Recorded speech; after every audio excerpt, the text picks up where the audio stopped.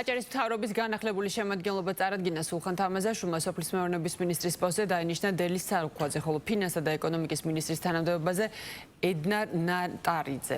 ჯაბა ფუტკარაძეს და ზაზა შავიძეს გაწეული საქმიანობისთვის მადლობა გადაუხადეს. მთავრობის თავმჯდომარემ აღნიშნა, რომ აჭარის მთავრობის მიზანია რეგიონში განხორციელებული პროექტები და პროგრამები მაქსიმალურად მორგებული იყოს მოქალაქეების საჭიროებებზე.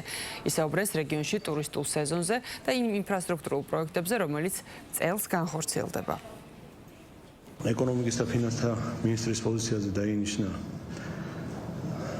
ბატონი ედნარ ნატარიძე, სოფლის მეურნეობის მინისტრად დაინიშნა ბატონი დენის სალუქვაძე, მინდა წარმატებები უსურვო ამ მნიშვნელოვან პოზიციებზე და რა თქმა უნდა მადლობა მინდა გადაუხადო ბატონ ჯაბა ფუტკარაძეს და ზაზა შავაძეს.